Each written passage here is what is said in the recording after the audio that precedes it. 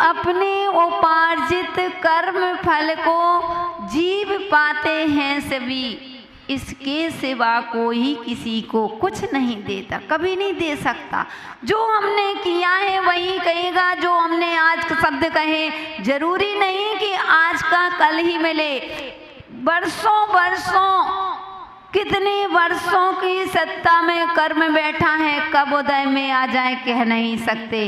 कौन बेटा पड़ोसी बन के आ जाए, कौन पड़ोसी बेटा बन के आ जाए, कौन बहू बेटी बन के आ जाए, कौन बेटी बहू बन के निकल जाए, कुछ नहीं कह सकते।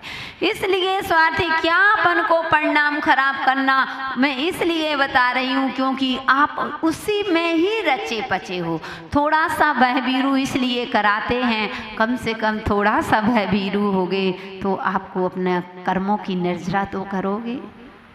थोड़ा सा भी चिंतन, 5 मिनट भी मेरा चिंतन जो मैं यहाँ सुना रही हूँ, अगर 5 मिनट आपने घर में इस चिंतन को दोहरा लिया तो बंधु कितने कर्मों की आप निर्जरा घर बैठे ही कर सकते हो। लेकिन बस इतना है कि जीवन में थोड़ा सा पिक्चर को घुमाओ कि वास्तव में वो मैं जो कह रही हूँ तुम्हारी कहानी तो बता रही हूँ, मैं दूसरों की कहानी तो कह नहीं रही। तो इष्ट भी हो, अब कोई पड़ोसी खराब मिल गया, दिन रात भगवान कब इससे छुटकारा मिले, हे भगवान कब इससे छुटकारा मिले, नवीन कर्मों का बंद और कर रहे हो। जितने दिन का संयोग होगा वह तो तुम्हारा लेगा ही लेगा। कोई पुत्र आते हैं, कोई संतान ऐसी हो जाती है कि बोलते नहीं बनता, चलते नहीं बनता, कर रहे हैं। तुमने कर्जा पूर्व में लिया होगा, जब तक तुम पहले कितना भी इलाज कराओ तो ठीक नहीं होने वाले, और तुम उनकी कोशिश ना करो कि जल्दी से ये भगवान इसको उठा ले तो भगवान उठाने। जब तक उसका तुम्हारा संयोग है, जब तक उसका तुम्हारा कर्जा, जब तक तुम्हारा कर्जा पूरा नहीं होगा, तुम मरे थे उनका कर्जा लेकर के मरे थे, तो कोई एड़े वेड़े टेढ़े दर हाथ पैर होते हैं, कहीं कुछ होता, कहीं सुनाई नहीं देना, गूंगा बन के तुम्हारे यहाँ पुत्र बन के आ गया, कुछ भी, तो वो बदला लिया। और जिस दिन कर्जा पूरा हुआ पता ही नहीं चला और चला जाएगा। इतना पैसा लगाया, उसके तौल का पैसा लगा दिया, लेकिन ठीक अब क्या है, तुमने कर्जा लिया था सो लगा दिया, सब अपने अपने भाग्य का खाते हैं, उसके भाग्य का था तो ले गया। तुम क्यों परिणाम खराब कर रहे हो? तुम्हारे परिणाम खराब करने से वो धन वापस तो आ नहीं जाना है, आना हो तो खूब करो। तुम्हारे रोने से वह भाग तो जाएगा नहीं, चाहे पड़ोसी हो, चाहे बेटा हो, चाहे सासू हो, चाहे बहू, इष्ट अनिष्ट संयोग है तो तुम रहोगे घर में। और तुम ऐसी नारी तो नहीं हो, क्योंकि नारी के लिए कहा है लड़की 2 कुल की लाज रखती है, पुरुष तो 1 कुल की लाज रखता है। तुमको दोनों कुल की लाज रखना पड़ेगा, तुम्हें अपनी पीहर की भी रखना और ससुराल की भी रखना। तुम ऐसे नहीं हो कि अपनी ससुराल की बात पीहर में कहो तो कोई तुम्हारी इज्जत नहीं करेगा, कोई तुम्हें सम्मान नहीं देगा, और तुम ससुराल की पीहर की बात को ससुराल में कहोगे तो तुम्हारी कोई, इसलिए नारी हो, नारी 2 कुल की लाज रखती है, पीहर की भी रखती है और अपने ससुराल की भी रखती है। क्या बताऊँ, अब मेरे घर में गरीबी, यहाँ की गरीबी, वहाँ सुना रहे हो, थोड़ी सी बात हुई अपने पर, आज तो सबसे ज़्यादा बिगाड़ते हैं तो माँ बाप बिगाड़ते हैं। पहले के माँ बाप होते थे, देखो उन सती अंजना को याद करो, उन सती अंजना के ऊपर कितना कष्ट आया। सासू ने गर्भ अवस्था में सासू ने घर से निकाल दिया, पहुंच गई कि माँ के पास कि मैं अपनी माँ की शरण में जाऊंगी। माँ तो माँ होती है, लेकिन माँ ने देखा कि बेटी बिना बुलाए आ गए, दरवाजे बंद कर लिए। ये होती है माँ। माँ कठोर नहीं थी, संस्कार थे, क्योंकि कुलवंती नारी यही होती है, अच्छे शिक्षा देती है और बार बार कहीं जाओगे इज्जत नहीं रहेगी। अब तुम अपने ससुराल आ गए, पहले जब तक पीहर में थी, शादी नहीं हुई थी, जब तक पीहर तुम्हारा था, और जिस दिन शादी सगाई हो गई फिर नहीं होता। इसी सम्यक दर्शन को एक हम उदाहरण देते हैं। सम्यक दर्शन क्या है? कहते हैं कि जिस प्रकार से जो सम्यक दृष्टि जीव होता है संसार में रहता लेकिन संसार को अपना नहीं मानता, जिस प्रकार से एक लड़की है, तुम्हारी बेटी है, अभी घर की साफ सफाई सब कुछ करती है, कोई भी मैनेजमेंट यहाँ का वहाँ नहीं होने देती, चाहे मम्मी अरे होंगी तो डांट देगी कि आप तो सामान फैला देते हो, यहाँ का वहाँ नहीं करने देती बेटियाँ, तो कहूँ कोई बहू होती मतलब तो वह मैनेजमेंट करती है बेटी लड़की घर का पूरा, अभी भी गद्दे पलंग अलंग में चद्दर अद्दर बिछाना झाड़ू पोंछा सब उसका काम है, सब करती है। और जैसे ही उस लड़की की सगाई हो जाती है, अभी भी काम कर रही है, अभी शादी नहीं हुई, अभी भी सगाई, बस सगाई बस हुई, अब वह काम कर रही है, लेकिन उसके मन में क्या है कि ये मेरा नहीं, ये घर मेरा नहीं है। आती कि नहीं कर रही, अभी भी पूरा मैनेजमेंट कर रही है, वहीं की वहीं झाड़ू पोंछा साफ सफाई सब कुछ कर रही है, एक साथ सामान लगा रही है, भोजन बना रही है, लेकिन सगाई होने में ही बस इतना उसको अंतर आ गया, अब उसको लगता है ये घर मेरा नहीं है। ऐसे ही बंधुओं सम्यक दृष्टि जीव होते हैं, संसार में रहते हैं, कार्य करते हैं, सब कुछ करते हैं, परिवार को चलाते हैं, लेकिन ये सोचते हैं कि ये मेरा नहीं है, इस सम्यक दृष्टि की। तो बंधु बात चल रही थी, तो हमें अपने आचरण की उस माँ ने जब घर से निकाल दिया तो भी वह चिंतन कर रही थी कि हमने अपने पूर्व में ऐसा किया होगा तो ऐसा हुआ। वो आज की माँ होती, उन्होंने तुरंत कह दिया मम्मी आज हमारी माँ ने ऐसा कहा, आज सासू माँ ने मुझे ऐसे शब्द कहे, तो सासू माँ ने कहा तुम्हारे सासू माँ ने कुत्ते ने काटा क्या कि पागल में है कि अपने आप कह देगी, तुमने भी तो कुछ कहा होगा, तुमने उनके ऐसी क्रियाएं की होगी, उन्हें जो पसंद नहीं है वह किया होगा, तुमने कह दिया तो उसको अब तुम भी परेशान, माँ बाप को भी परेशान करना।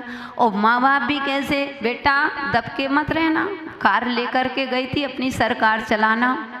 पहले की माँ होती थी, अगर तुमने अपने बड़ों को अपने परिवार वालों को अगर ज़रा सा भी जवाब दिया तो ध्यान रखना हम कभी तुमको इस घर में आने नहीं देंगे। मुझे याद मेरी तो दीक्षा हो गई थी, उसके बाद गृहस्थ जीवन की बहन थी, शादी हुई, तो जब वो शादी हो गई दर्शन करने आई तो वो कहती है माता जी पापा ने ऐसा बोला था कि अगर घर में, क्योंकि वो थोड़ा तेज़ पड़ जाती थी, कुछ तेज नहीं लेकिन टोंकना भाभियन को, तुमने पर्दा नहीं करते हो, पापा निकल गए, तुमने सिर नहीं ढका आधी आधी।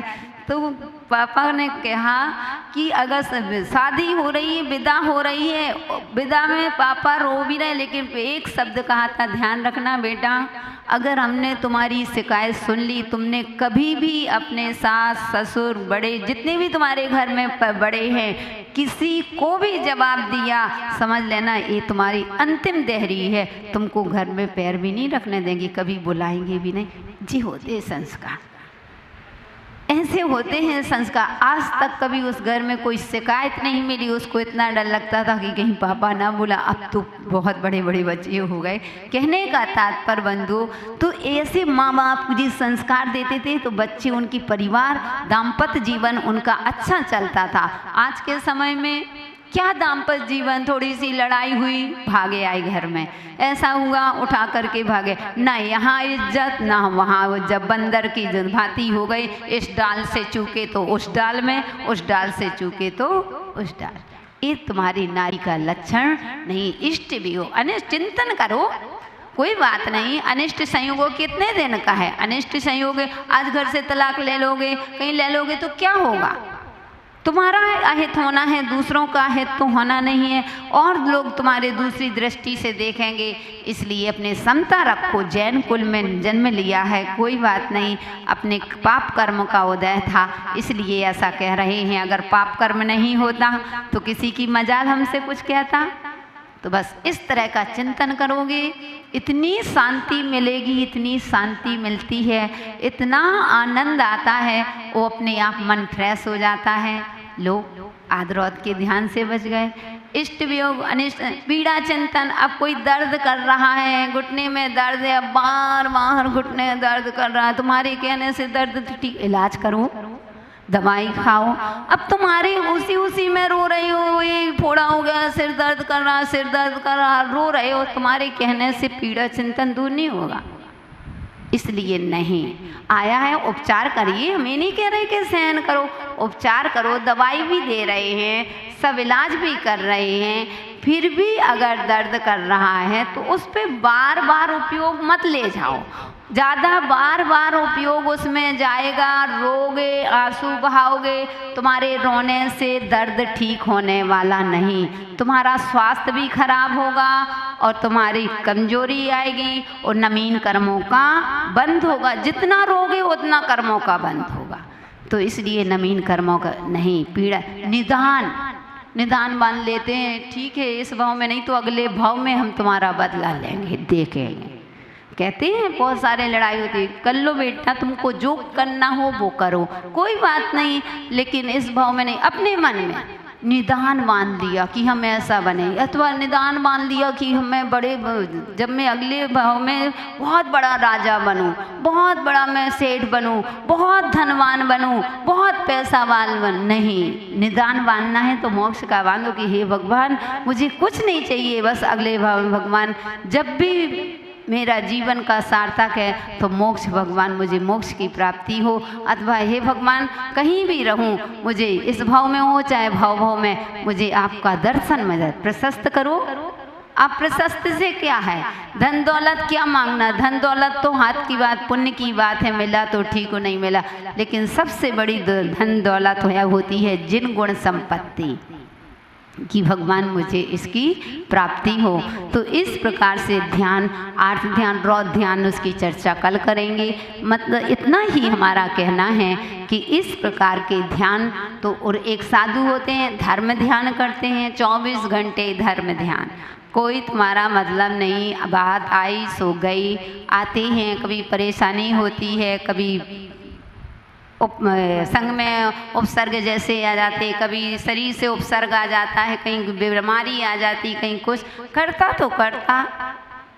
कहते माता जी कैसे आप बोलते हो इतना, कितना, अरे चिंतन करो, क्या है, क्या बीमारी, क्या दर्द है, कम से कम यहाँ बैठे हैं तुमको अच्छा चिंतन सुना रहे हैं, तुम्हारा धर्म ध्यान चल रहा है। अब कहीं दर्द हो रहा है, अब अकेले में बैठेंगे, दर्द तो होता ही है, हो सकता है उपयोग बार बार जाएगा, चक्कर आ रहे, कुछ नहीं आ रहे चक्कर, मार दो चक्कर को एक तरफ धरो, अच्छे धर्म ध्यान करो, सारे चक्कर अक्कर सबको। तो इतना अपना सुचिंतन होना चाहिए। सुसाधु अपना धर्म ध्यान करते हैं, वो आप लोग आर्त रौद्र ध्यान करते हो। ध्यान तो कर, बिना ध्यान का तो जीवन ही नहीं है। बैठे हो, घर का ध्यान चल रहा है, 8 बजने वाले हैं, अभी नाश्ता बनाना है, टिफिन बनाना है, ध्यान तो चल ही रहा। हम तो वैसे 24 कैरेट का बोलते हैं तो इसलिए चलते हैं। तो हमने ध्यान सिद्ध भगवान को सिद्ध परमेष्टि को देखा था। आज देखते हैं उन पंचाचार कौन से साधु होते हैं, आचार परमेष्टि की महिमा। अगर हम सिद्ध पंच महागुरु भक्ति पढ़ते हैं, इसमें कई लाभ होते हैं। अब कभी आप आचार्य परमेष्टि के दर्शन करने जाते हो, मान लीजिए आचार्य विराग सागर जी महाराज के पास पहुँचे, अब याद है, चलो हम हैं यहाँ पर तो तुम्हें उनका अर्घ याद होगा, रोज अर्घ चढ़ाते हैं, याद हो जाए। अब मान लीजिए आप विशुद्ध सागर के पास गए, विशुद्ध सागर के पास गए, विद्यासागर के पास गए, देखा कि आचार्य परमेष्टि है, आप लोग उदक चंदन तंदुल, बस वही कैसे उदक चंदन तंदुल पुष्प कई चर सुधी, मतलब वही रटा है, सरकारी चल रहा है, सरकारी अर्घ, इसको सरकारी अर्घ कहते हैं। अरे जाओ, कोई भी पंच देखा कि आचार्य परमेष्टि हैं, तुरंत पंचाचार्य पंचगी संसाया वार संग ही सुह जलिया विगाहया मोखल छिमंती मंती सया सूर्णो दिंद मोखम गयास। ओम रूप परम पूज गणाचार्य गुरुदेव 108 विराग सागर जी महाराज के पावन पुण्य चरण में अर्घम निरुपामती स्वाहा। लो कहेंगे अरे बड़ी बुद्धियान, बहुत कितने अच्छा है अर्घ चढ़ाया, सब लोग तुमको देख के रह जाएंगे, इसलिए कभी भी वो बहुत अच्छा रहता है। तो ये भक्ति ऐसे साधु परमेष्टि के पास गए तो साधु का अर्घ बोल दिया, उपाध्याय के पास गए तो उपाध्यायों का। हमें किसी के अर्घ याद करने की आवश्यकता ही नहीं होती है। तो इस प्रकार से चलते हैं आचार परमेष्टि का। पंचाचार पंचगी संसाहया बार संगाई सुह जलहि अवगाहया मोक्ष लच्छी महंती महंते सया सूरिणो धिन्तु मोक्षम गया संगया। पंचाचार पंचंगी संसाहया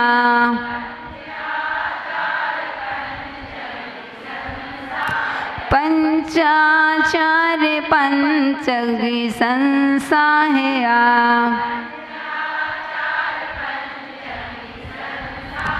बार संगाई सुह जलय अवगाहया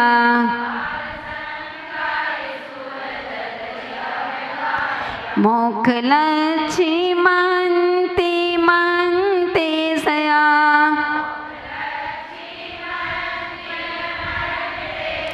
मोक्ष लच्छी महंती महंते सया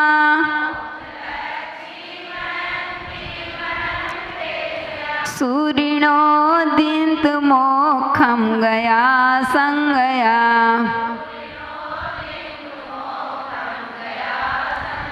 एक बार पढ़ेंगे, पूरा पढ़ेंगे, एक साथ पढ़ेंगे।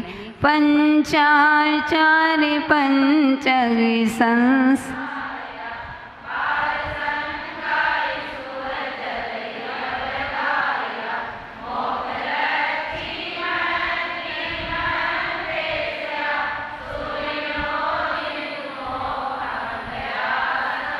आ गया। यहाँ कह रहे हैं पंचाचार, जो 5 प्रकार के आचार रूपी पंचगी यानी पंच अग्नियों के संसाया सम्यक साधक वार संगहि सुह और द्वादशांग आदि श्रुत रूप जलहि अवगाहया सागर में अवगाहन करने वाले तथा जो मोक्षम गया संगया आशाओं से रहित मोक्ष को प्राप्त हुए हैं ते सूर्य वे आचार्य। सूर्य आचार्य के लिए क्या कहना है? शूर भी बोलते हैं। शूर यानी वे आचार्य महम सया मुझे सदा महंती मोक्ष लक्ष्मी महान मोक्ष लक्ष्मी को दिंतु यानी देवें कह रही हैं, जो पंच आचार रूप 5 अग्नियों के साधन है। पंच मालूम है ना आचार परमेष्टि का लक्षण क्या है? जो पंचाचार पालों का जो पंचाचार का पालन स्वयं करते हैं और अपने शिष्यों को कराते हैं, वे आचार परमेष्टि होते हैं।